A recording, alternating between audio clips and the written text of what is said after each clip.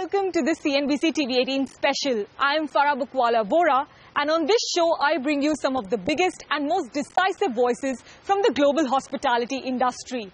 On the sidelines of the Hotel Investment Conference South Asia 2017, which was recently held in Mumbai, I spoke to Mr. Christopher J Nassetta, the President and CEO of Hilton Worldwide, Mr. Mark Hoplamazian, the President and CEO of Hyatt Corporation, who was also joined by Mr. Peter Fulton, the Group President for Europe, Africa, Middle East and Southwest Asia for Hyatt Corporation, as well as Mr. Rajiv Menon, the Chief Operating Officer for the Asia-Pacific region, excluding Greater China, for Marriott International. My discussion with them spanned three broad areas.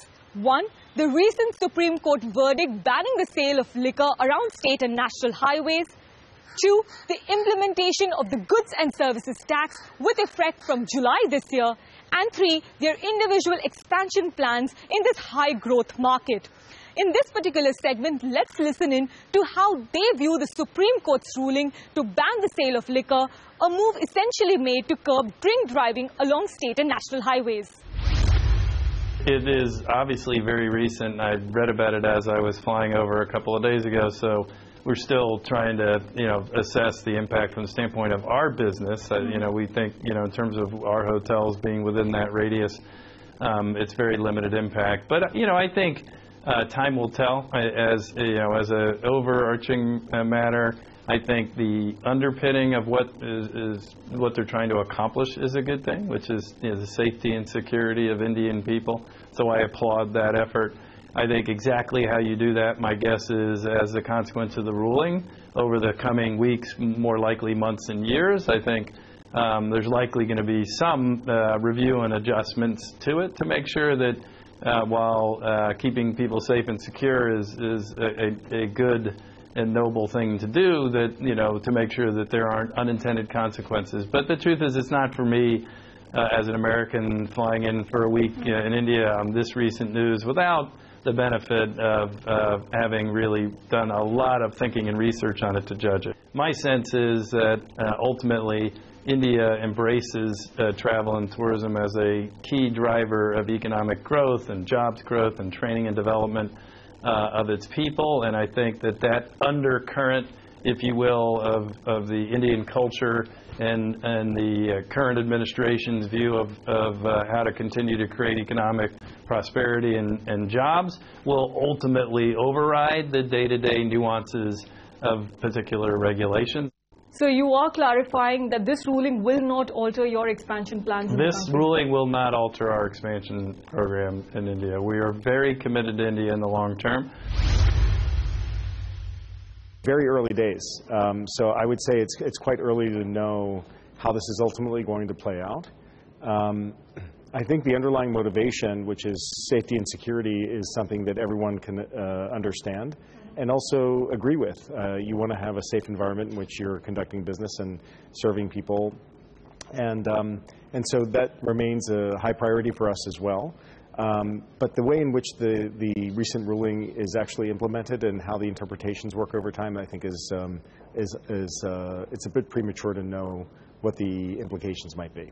Mr. Fulton, if I may ask you that it's early days yet, I understand that, but have you been able to assess the financial impact, if any, on the Hyatt Corporation or your operations in India? So you used the magic words. It's early days. The Apex Court, there's reports in the press about different interpretations of the ruling. It's a wait-and-see approach. Patience, we've learned over 34 years, is a principal asset for everybody to have in India as these things are worked through the regulatory system. Okay, so how many properties have been impacted by this ruling, if I may ask you? I don't have the exact number. Okay. There is some discrepancies in the interpretation of what is a state highway. Okay. We're going through that at the present time. There is a couple that we're aware of. We believe that the judgment is to some extent being misconstrued from a hotel industry point of view. Okay. It was really, it has the right meaning for a right cause, but hotels are just being penalized maybe for the wrong reason. And to some extent, the judgment is not necessarily against the hotels per se. So we are working with the government, with the officials to, one, continue to clarify and work together in figuring out ways of how we can get the hotels necessarily to be excluded from this particular ambit. And we are reasonably confident that working as an industry and as a company ourselves, we should be able to achieve that in coming days and weeks, basically. So does your argument stem from the fact that hotels in and around the state and national highways in fact do not permit the takeaway of liquor? Is that the basis of the argument? That is one of the arguments. Okay. In terms of what the court ruling was driven against, to protect against people driving on highway and the accidents and so on and so forth, I think the hotel industry has, at least from major brands' perspective, we have in the past and we continue to serve responsibly, but also the mere fact that you pointed out that we don't necessarily allow takeaway is an important factor for us to be excluded. Since the time the Supreme Court ruling has come into play, how has this really impacted properties in India? Is there a specific count on the number of properties impacted by this judgment? And what has been the financial impact on the Marriott Group in India? So to me, we've had a few hotels that have been impacted. In many cases, some of these hotels are actually in locations which are, were deemed as highways but are not necessarily highways, and we are working with state officials in declassifying some of these highways, and that work is still in progress. And from my perspective, if this lasts for a long period of time, yes, there will be considerable impact, which could then result in job losses. For now, we genuinely believe that this is a short-term challenge.